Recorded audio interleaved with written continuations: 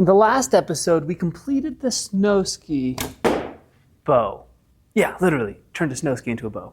Check it out if you haven't. Today is different because instead of an art piece, we're doing a high-functioning recurve bow. If you're just now joining this series for the first time, Bows Reimagined is taking a bow that I set aside for one reason or another and finishing it out completely. For example, the bow we're finishing today, I built a couple years ago as a prototype, and it has a fascinating story behind it. So let's get into it on episode 3 of Bows Reimagined.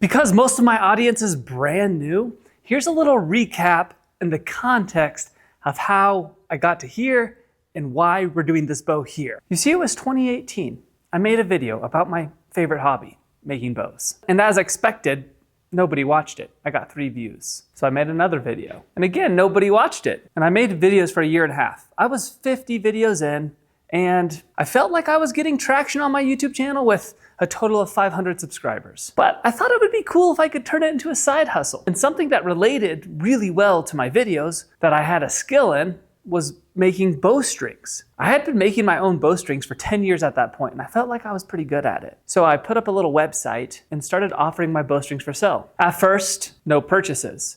But after a month, one person purchased a bowstring, blew my mind. I continued to make videos, and my channel continued to get traction. Eventually, I had a series of videos do really well. And now I had this business that I was getting more orders on than I could handle. To make the long story short, I hired people, manufactured bowstrings, manufactured leather equipment, and started manufacturing bows. And this was the first production bow I came out with. I did prototype after prototype. I did about 40 different prototypes because the idea of this bow was to have a traditional long bow style bow, but make it in fiberglass so it was a little bit faster. I did a lot of whitetail hunting at the time, and I wanted a bow that would work perfect for the tree stand. It would shoot super smooth, but fast enough that I wouldn't have to worry about anything. And this is what I came up with. I've built and sold over 200 of these bows. It's a fiberglass bow that kind of feels like a traditional self bow. Now, incoming the bow today. This is a recurve bow based on the design of the original bones. If you want this original bones for sale, that's with the archery company that I started. Now, I don't own that archery company anymore because my first employee was my brother, and he worked with me for 4 years, and he actually owned part of the business. We were partners in it. And this past year, I sold off my part of the ownership, and he's running that business, well, literally next door, and he offers this bow for sale. But I still have this recurve prototype from way back when that I'd love to turn today into an amazing bow. So I have so much history with the bones. This was one of the versions of it that shot really good, but was too much growth for the business at the time, so we had to set that project aside. And today, I don't do any production bows. I sell some of these one-offs that I make or refinish, or occasionally, I do something super custom. So that's where the recurve comes from. This is the exact reason so many of these bows are unfinished. It's because I built a prototype like this for one specific reason. I don't remember the reason, but I was testing maybe the curve. I was testing one specific aspect to see if we could incorporate it. So I built the bow to the point of being able to shoot it, but after we could shoot it, I got the information I needed and I never finished it, so I set it aside. So I've got a lot of these really good, unique, cool bows that just need a little bit of love and care. In this one today, our limbs are a little wider than I would like them to. With that, I did not file in string grooves on the belly, and so the limbs aren't true, basically. You have limb twist, but you also have the center of the limb numerically, so if you measure it, but you also have the center of the limb torsionally. And because the material is not 100% consistent, sometimes you need to be an 1/8 inch off, a 1/16 inch off, numerical center to get the torsional center, which makes it shoot better. Nerdy bowmaker talk, but with that, I need to fix that problem. The second thing we need to do is to spice it up a little bit and add a fingertip overlay. This handle right now is really shallow right here, which for the specific style is what I was looking for. And some people really, really like that handle, and others like a bigger, bulkier handle. But what I thought would be cool to spice it up is to add a fingertip overlay on the back to just give it a little bit more character. After we do that, I'll have to retiller it and I'll get a better draw weight. Right now it's around 60 pounds. I want to drop it down closer to 40, I think. Question mark? We're just gonna finish it where it ends properly. We'll also need to clean up everything. Even here, you can see different burns in here. We were burning and testing out different ways to put on the draw weight, things like that. With all that being said, I think I have a really cool bow here that can be pretty special. We just have to make it that.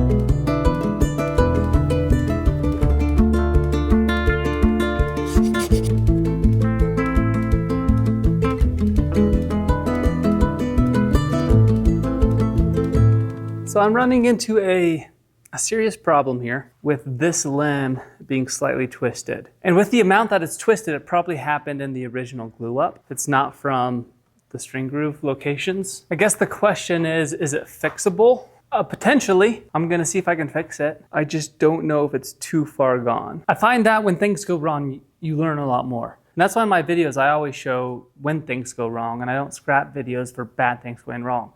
I actually think that's probably more interesting than just making a perfect bow over and over and over again. So most of the good bows I make are off camera, most of the bad bows I make are on camera. But the process of diagnosing these problems and trying to fix them teaches you so much more than just the successful one. And it's close. I've corrected it quite a bit already. It is just twisted a little bit like that. So to fix that, I can work on the thickness on part of it to release some of that pressure to get the limb to balance out. The tip overlay is filed really nicely actually, so there's nothing I need to adjust there, but this just needs to be twisted this way slightly. We'll see if we can get it. Yeah, we'll see. From this angle, you can kind of see it the most.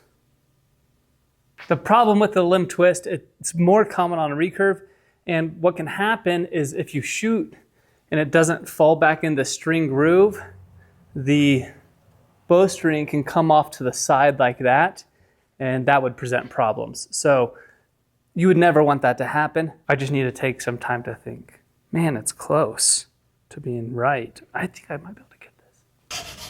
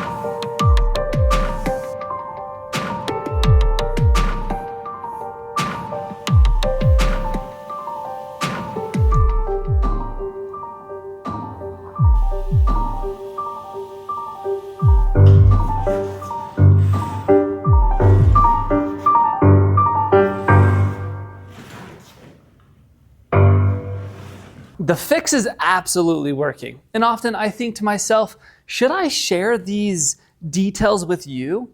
Because they get so in depth that to the average person who's not building it, it doesn't matter. But today, I think you might find this interesting. I'm gonna try to explain this in a unique way. Here's the bow limb.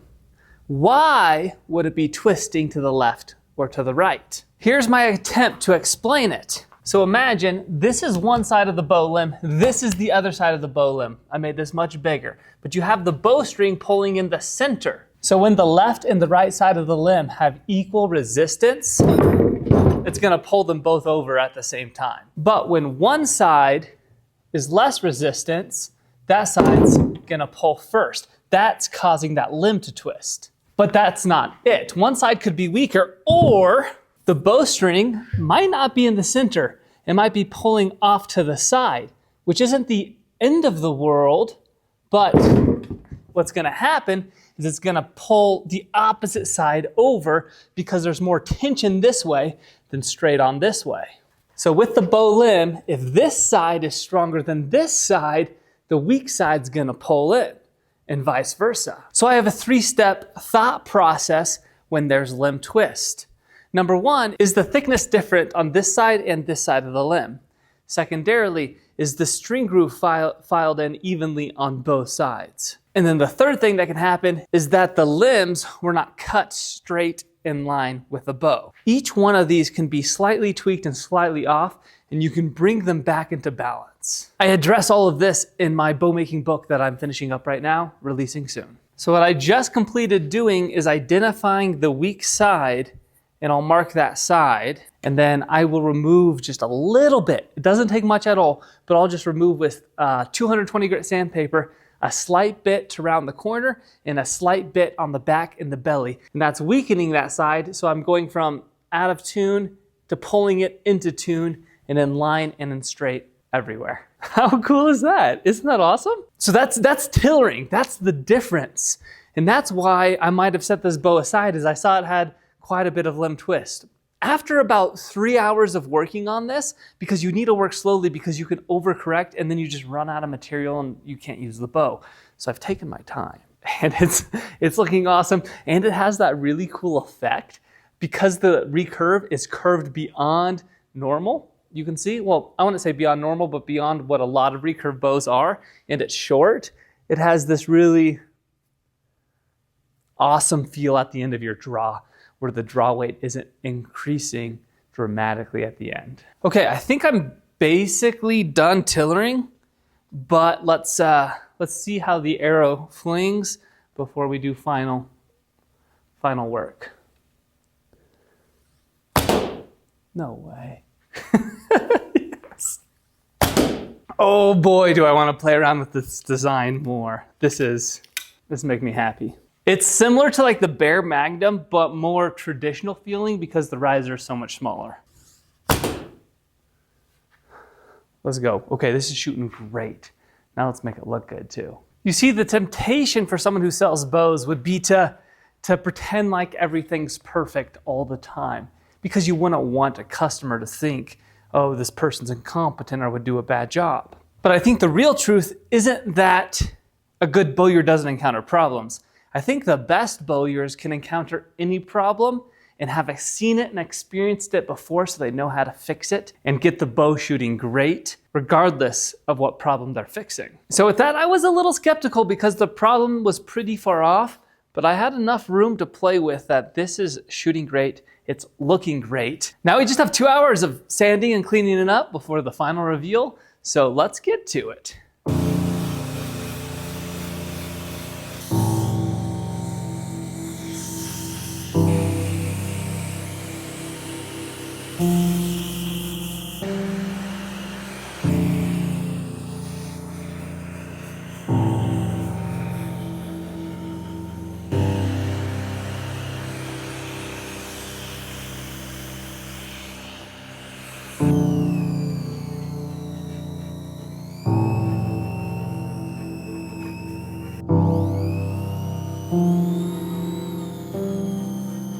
Now I'd like to sell this bow.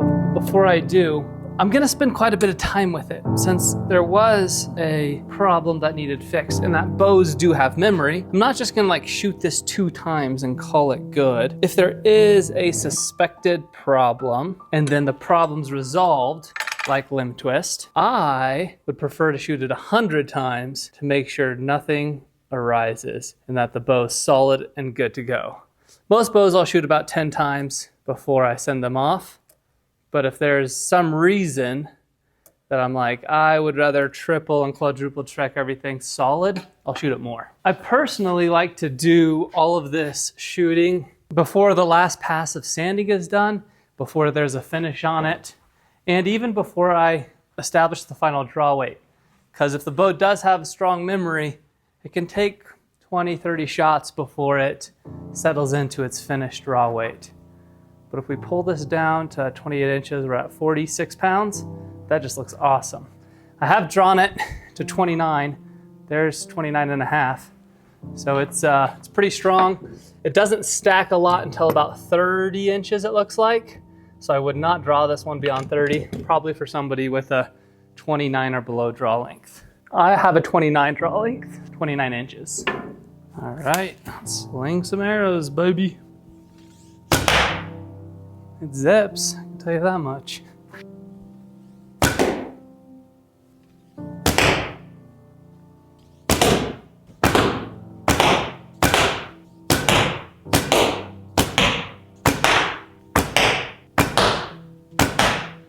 I'm obsessed.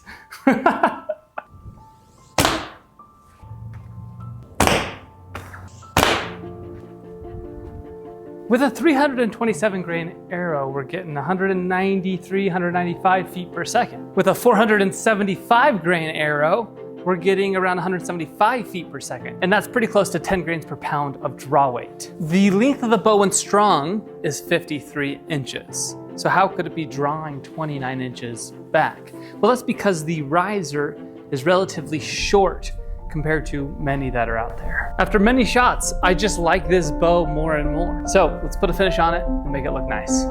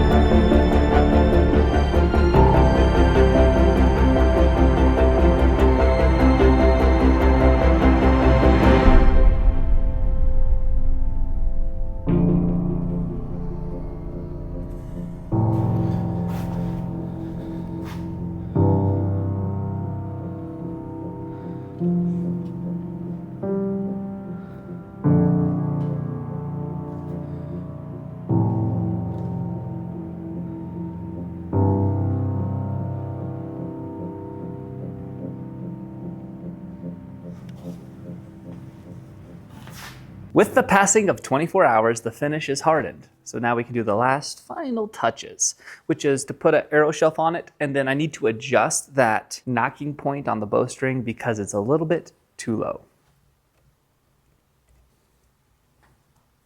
Before we go, let's break down the bow. I did this walnut fingertip overlay, and it's extra long. I've seen them about 4 inches, and then this is about as long as they go, is about 10 to 12 inches. I think it ties in and looks pretty good personally. You'll notice the string grooves I cut all the way down through the fiberglass into the bamboo. This is a common practice when you have a lot of recurve because the string has to be in that string groove. It's like a guide telling the string exactly where to go. And the deeper it is, the better it is, as long as it doesn't mess up the bow. That's gonna ensure that true string flying straight every time. The tip overlays are built from fiberglass and Osage orange. The riser's built from walnut. And you'll notice there's a little hole that I filled right there. That was from a different manufacturing process that we were testing out. That hole is so tiny and it's only about 1/16 of an inch deep. It's not gonna functionally hurt the bow at all, but that's why there's that little dark mark. I guess I should have drilled out a specific size and used a walnut plug, but functionally it's the same. 47-pound draw at 28 inches. AMO is 58 inches on this bow. The arrow shelf is cut to center. The bowstring is a D97 Flemish twist bowstring, and I have beaver string silencers on it. I've shot this bow about 60 times so far, and never once has the strings fallen outside of the string grooves. The limb twist is completely gone. Have you guys ever seen or made an Osage orange snaky bow? If you've ever seen those, they're really windy because of the way the tree grows often. And so what you can do with those, I have one. Here's an example of one, and you'll see how it's curved out down here, and I follow the curvature and it comes up over here. With this, the arrow shelf is like not cut in at all, but it's completely center shot because of where the string lies. And with this bow, the limbs weren't completely straight at glue up. They were about, I think about an 1/8 inch to the left. So if you basically look down this way, the string is off to the left about 1/8 of an inch than the center of the riser. That's what I compensated for in the tillering. With that being said, we are practically center shot with the arrow shelf not being cut beyond center. You may ask, is this gonna cause any problems? Well, no, because I've evened the tillering out to where it's gonna snap forward in the exact same location every single time. So if you look down it, you'll notice the string is an 1/8 inch in. This is actually done intentionally sometimes to create a center shot bow with riser material that you don't wanna thin down too much. Basically, what that means is that it can kind of look a little bit odd if you're thinking it should be perfectly straight in the very center. It looks odd to you if that's your expectation, but it shoots better than a bow that's not center shot. These are the things I think about on every single bow build. I just don't discuss them. But if you see me looking down a bow, I'm playing through all this in my mind. Now, let's shoot it for the last few times. This is amazing. It feels super good, and the accuracy is not difficult. With the knocking point adjustment, the arrows are flying a lot more true now. Yeah, let me show you one from behind. Here's a slow motion angle at the bottom target.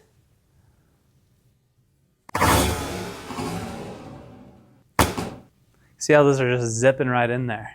Okay, here is this side angle. So you can see it bending this way.